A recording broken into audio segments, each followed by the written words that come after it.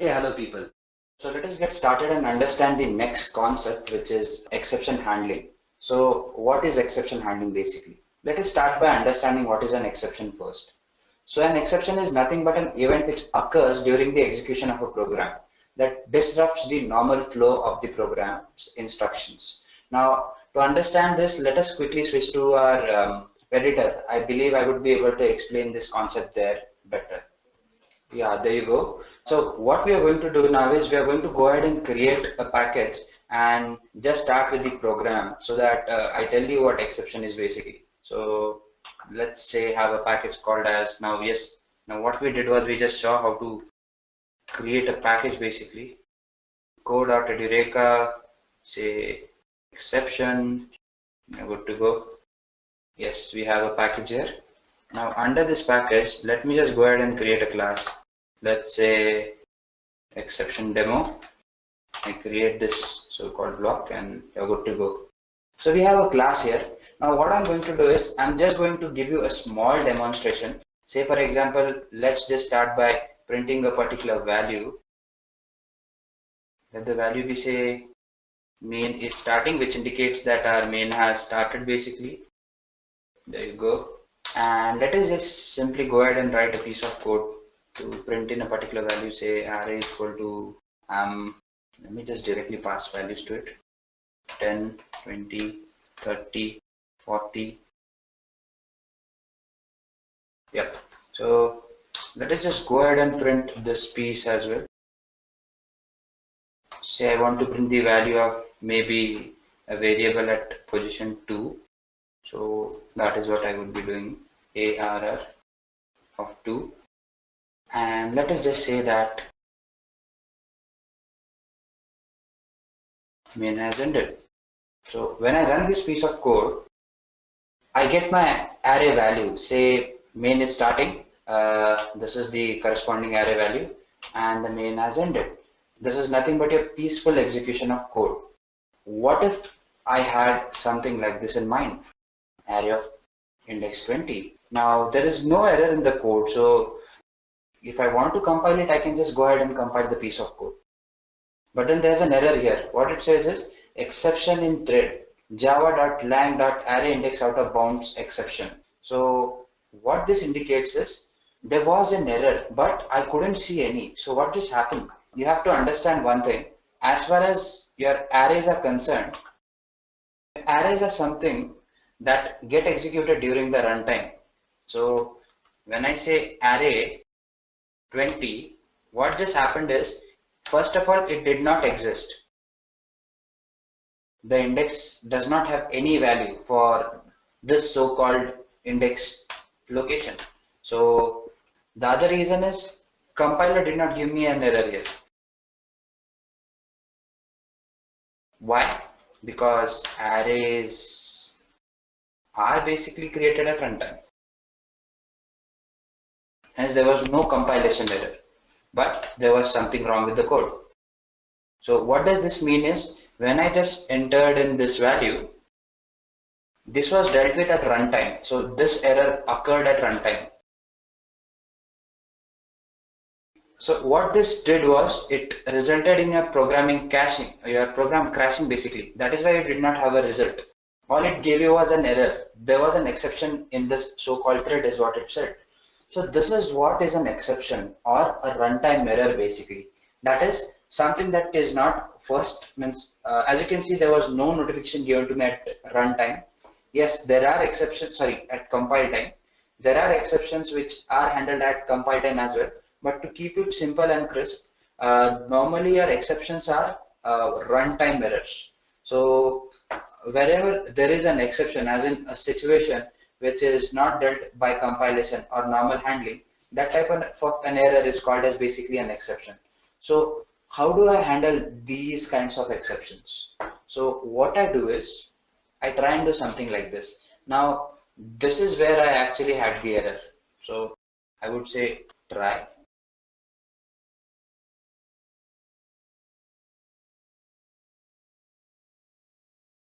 And my try block should follow a catch block after that, saying this. Now this was array index out of bounds error. Say I go ahead and give it a reference, basically a random reference, eref, and I just go ahead and say some exception.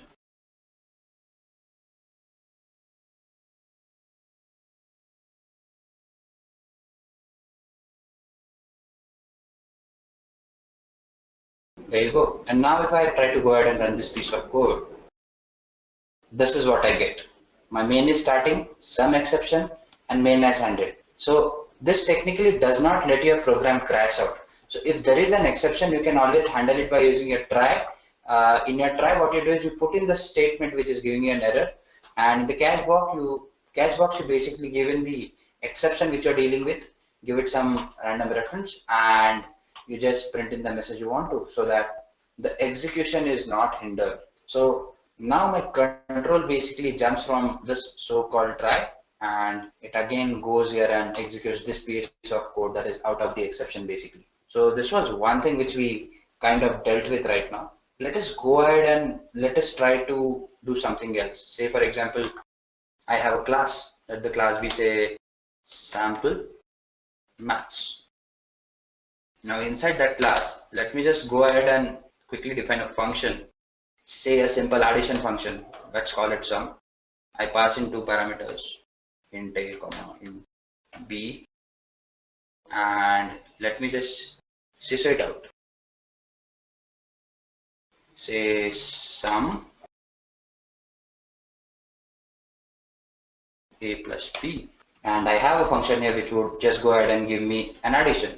Now what I'm going to do is I'm just going to come here basically and create an object of this so-called sample maths. Say ch is equal to new, again sample maths. I have an object. Let us just say ch dot sum, and I just go in and pass a couple of values for this thing. Say 10, 20, and now if I run the piece of code, what happens is I get an output. Sum is equal to 30. Now what do we understand out of this piece of code is, if there's an error or an exception, when I put in a try catch block, what happens is the control kind of after this line jumps to here where the exception has basically ended. So that is what I mean. It kind of gave me a message saying some exception. It came out of the bracket or the loop, and then it executed this piece of code, that is main has ended, and it has also printed this thing. Why? Because it is after the try catch block. Now say for example, I just put in another example of this so-called exception. To give you one, let us say main is starting again.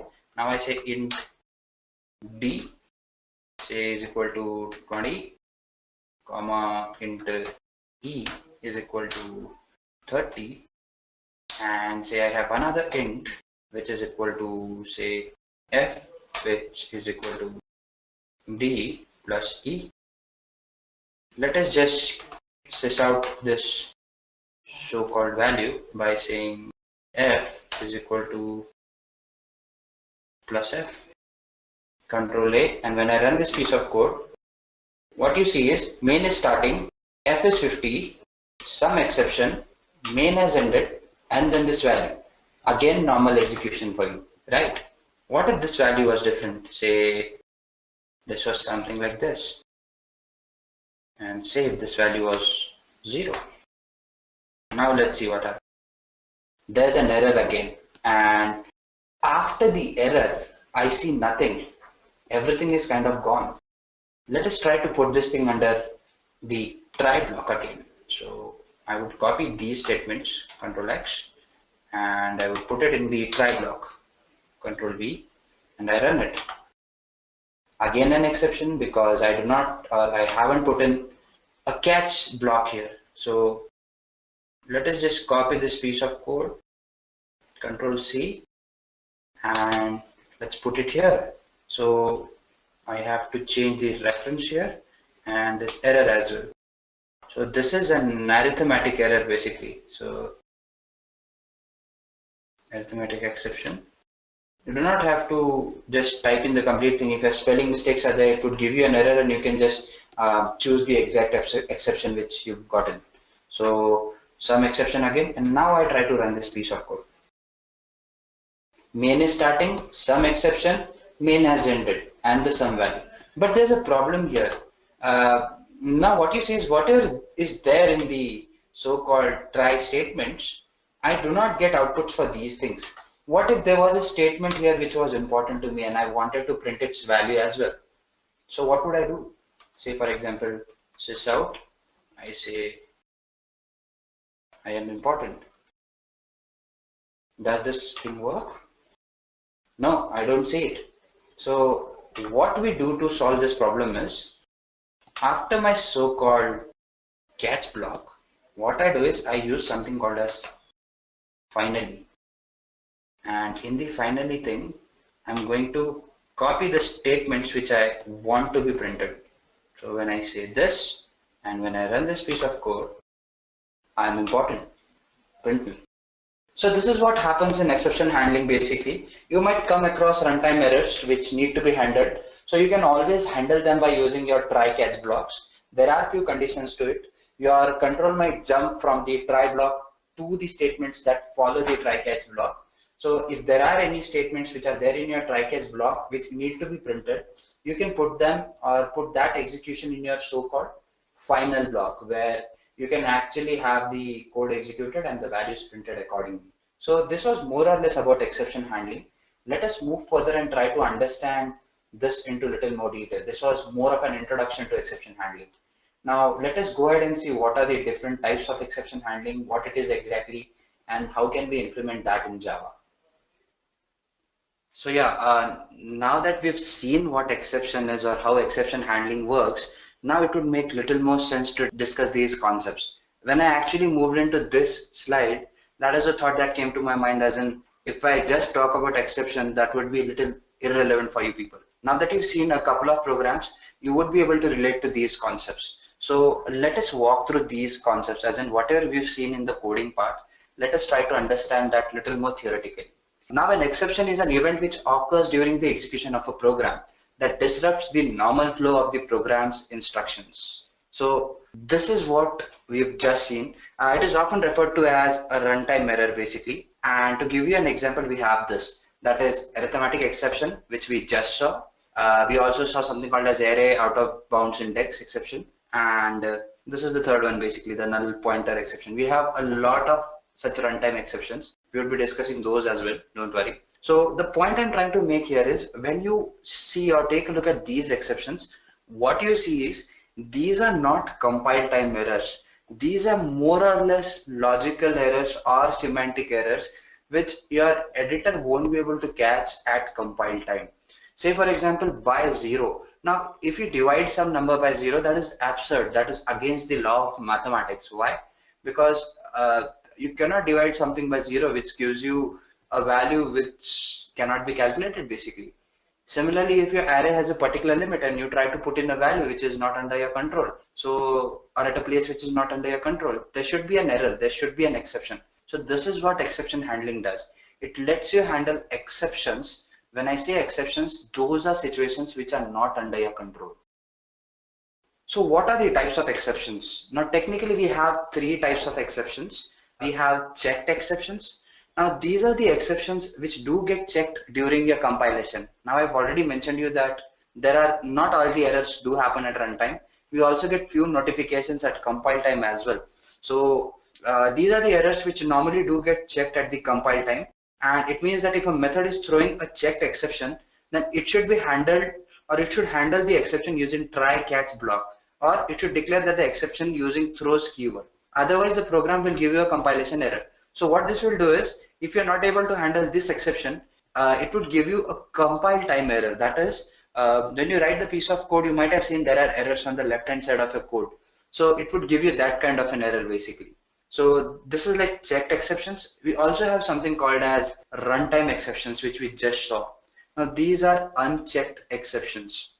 Say for example, your array out of bound index and all those kinds of errors. Those are your so-called runtime exceptions. Now you also have something called as errors. Now what are errors basically? Your errors are something that cannot be handled by a system normally, and the application usually cannot anticipate or recover from it. For example, if a stack overflow occurs, an error will arise, and they are actually ignored at the time of compilation basically. So again, these are something which are dealt during the runtime again. So we have the checked errors or exceptions. We have runtime exceptions, which are nothing but exceptions that are direct subclasses of your runtime exception class. Now you would understand what a exception class is basically, don't worry.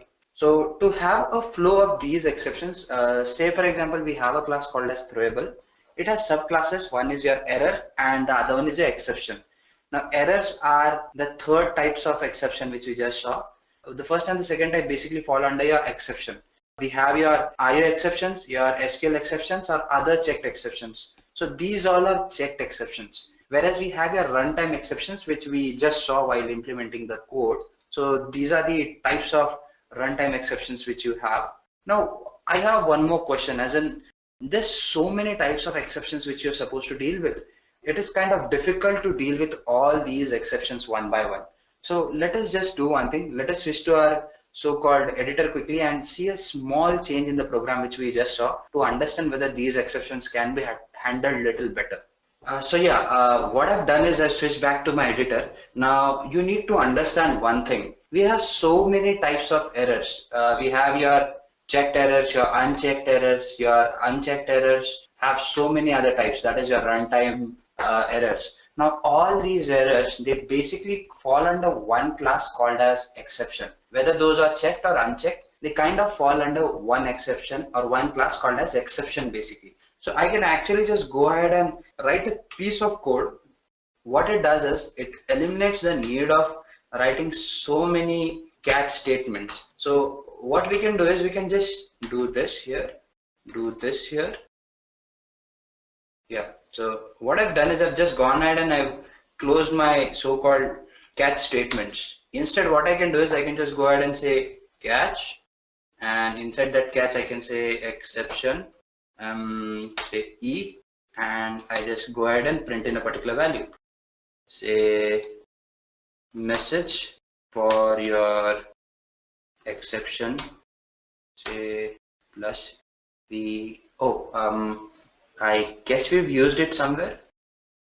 Yeah, duplicate parameter E is what it says. So let us just change the name because I believe I've used it somewhere. Let us call it say G for now and say G here again.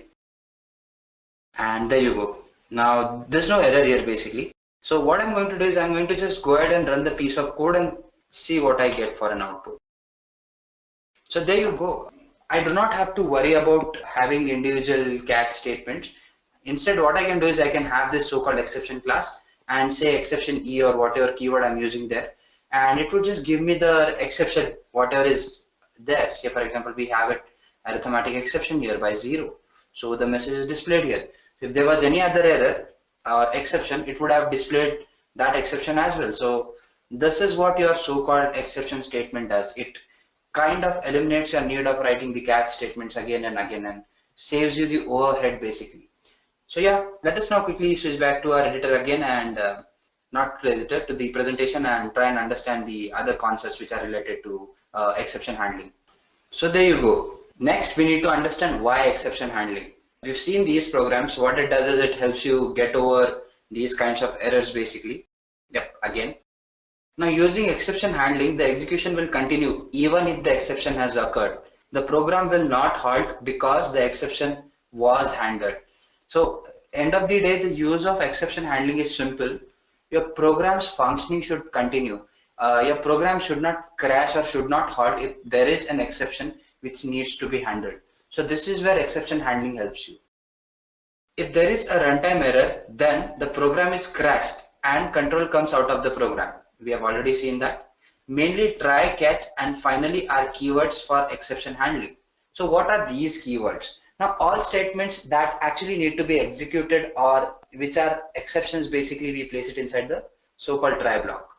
Then we have something called as your catch. Now if there are any catch issues or there are any issues which need to be dealt with or mentioned, what your catch block does is it kind of makes sure that your so-called control switches from your try statement to your catch statement, and the code after that gets executed. This is how you write it in the code, and this is just for the reference thing, the names. So forget the case for now. And then we have the final thing which we have seen. The statements which need to be executed, which are there in the try statements, should be placed in your final statement so that all the keywords which follow your, all the statements that follow your final keyword will also get executed basically. Now this is an example. We've seen an example, I believe. Yep. Program on exception handling. Yep. We've done something like this. Now what it says is you can have multiple catch blocks. Now we've already implemented 2 to 3 catch blocks in our so-called code. So yes, we know that so-called exception handling can deal with multiple catch blocks. So that is not a problem. So there is one more thing called as nested try. So when I say nested try, we can have try blocks inside the try block. So why do we need a nested try block basically? So if this was a sample example, what you can see is we have a try block which has another try block and then the corresponding catch blocks. So say for example your so-called problem does not get solved here, it comes out of the loop and it gets tested in this try again, and then it is solved and an exception is thrown. If it fails to throw an exception here as well, then your program would basically get halted. So multiple nested try and catch boxes or loops would kind of help you to deal with a try statement, or an exception statement in a better way basically. So that is why nested try catch statements are used. So there is something called as throws which we are going to study. Let us first try to understand what a throw is with an example. Now what does the example say? If there is a chance of a serious logic error or an operational error where the developer can also throw an exception. For example, if we are developing a software for elections, we undergo voting process. Now in that process basically we know that the minimum age required is 18, but if the voter's age is below 18, then we cannot continue any what will happen is we cannot continue with the voting process if I am the voter and my age is below 18. So this is the basic requirement as far as the voting process is concerned. Hence the developer can actually throw an error. To make this example little more clear, say for example I am trying to vote and my age is below 18, but the system gives me an exception. What if I just keep on pressing the button continuously saying that no, I want to vote? So in that case an exception needs to be thrown, and that can be a user defined exception. What I can do is I can just throw in an exception or a message which says that the system has crashed basically, or I can make my system crash. So what that would do is that would deny the so-called user from putting in efforts to try and vote for the so-called election. So this is the other way of handling exceptions as well, and for that what we do is we use something called as throw. So these are basically nothing but user defined exceptions or the developer defined exceptions.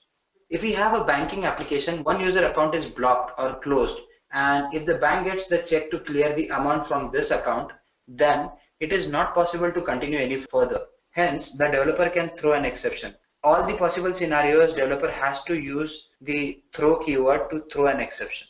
So basically this is an example of your so-called throw code. You will be seeing an example, don't worry about that. If an organization employee provides the service, if there are any issues in some scenarios, it is not possible for the employees to handle, and it has to be escalated to the management to handle it. For example, contract signatures, handling legal issues, etc. Now this kind of problem can also occur in Java. Methods which provide the service may not be required to handle certain exceptions, and those exceptions should be handled by the calling function. So this is where again throws can be used. Throws will be used next to your so-called function declaration statement as given below. Say for example, public void test throws IO exception. Now above statement states that the function test will not handle IO exception, and the calling function will handle these IO exceptions. Calling function is actually responsible for this so-called IO exception. Many exceptions can be added by adding comma operator as given below. So this is a program on throw basically. So what we would do is we would just switch to our editor. That way again I feel that it would be easy to understand the throw statement. We can just take in a proper approach where we can write a piece of code and try to use the so-called throw statement. So that sums up and explains all these concepts again. So let us go ahead and see a couple of programs now, or let us just go ahead and compile a single program basically. For that, what I'm going to do is I'm going to go ahead and create a new program under my so-called package. For that, let's name this class say except demo basically. And yeah, we're kind of good to go now. So let us first start by creating a simple class. We talked about banking problem basically. So let us do that for now. Say banking basically. Let me first start by declaring a variable say balance. And when I say balance, let it have a value say 10,000 maybe. Next, what I'm going to do is I'm going to go ahead and create a function, say void withdraw, and to this withdraw, I'm going to pass in a value say ANT for amount. Now, what I'm going to do is I'm going to put in a value say int, and I'm going to calculate the difference. Once I type the piece of code, I would explain you what I'm doing exactly. Try to keep up with me. It's not that difficult to understand basically. And we are going to go ahead and use a couple of if else statements rather. So if the difference is less than say 5,000 maybe, do the following. That is so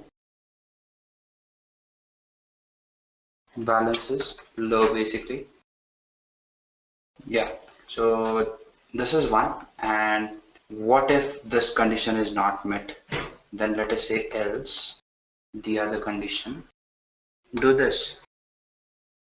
Balance is equal to balance minus amount. There you have it. And just display the message saying that amount left is say plus balance. There you have it. Now what I've done is I've actually created a simple piece of code which gives me the balance each time an amount is withdrawn. So if the balance is say greater than 5,000, I'm allowed to withdraw the money. If less, it gives me a message saying that the balance is low. So let us go ahead and create an object for banking basically. Banking say b is equal to new, and I say banking again, and there you go. So I have a class created. So b dot withdraw is what I should say if I'm not wrong. Yep. And the value say first time I withdraw somewhere around 2000.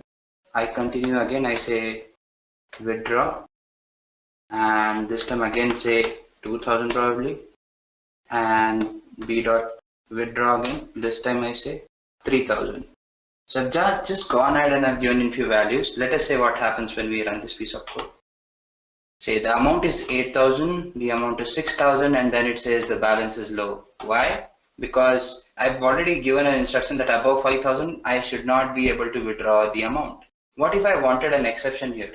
What would I do? What if I wanted my system to crash in?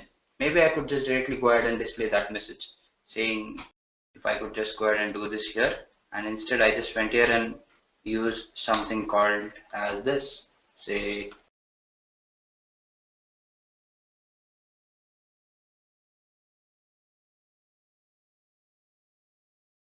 and I said throw any. So would it work? There you go, it throws in an exception. So this is the exception which I've created, and I've thrown in an exception on my own. So what it does is basically this is the amount it gives you, and after that it's not ready to take in any amount. So or else let me just make it a little more simpler. What I'll do is I'll just go ahead and I'll just say that let me just go ahead and display a message basically. It says sysout banking has started, and let me just copy the statement. Pretty bad at this. There you go. And banking has ended basically. So now when I select this piece of code and I run it, banking has started, amount left, then an exception, and the system crashes. There is no message saying that banking has ended. Why? Because I could not withdraw 3,000 after that because the limit was exceeded. That is, my balance had gone below 5,000, so I could not withdraw this money. So this type of an exception is called as unchecked exception basically. Can we have something called as checked exception as well? Let's see. To do that, what I'm going to do is I'm going to say IO exception, say IO is equal to new IO exception. There you have it, and I say throw IO basically. Now there's an error here because I need to import my Java IO package for this. Now there's an error again because since I'm using a checked exception here, I need to make sure that I pass in this sign here which says throws IO exception. There you go, the error has gone. So, but you need to understand whenever you actually throw in a checked exception, you need to make sure that these statements go into try catch block. Say for example try, there you go. And after this piece of code I say end here dude. And then I have to implement my catch block where it would be something like this. My catch says say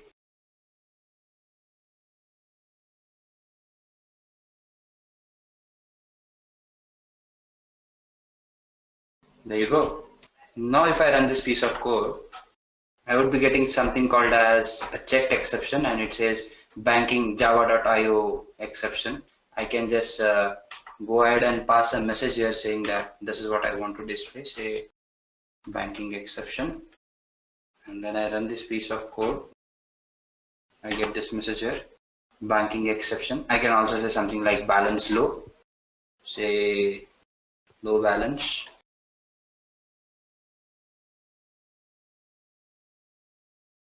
So this is what we've done here. We've just gone ahead and seen how you can throw in exception by yourself. You can just also go ahead and make sure that you kind of create your so-called user-defined exceptions as well. All you have to do is you have to go ahead and define your own class and create a method in it which actually uses some string like a super method, and then you can create an object of that string and just display your so-called exceptions. But that is not a lot of difference from what we have done here. The important thing which you need to understand is what are basically your checked and unchecked exceptions, and we've pretty much done that. So this more or less somehow covers a so-called exception part. So thank you.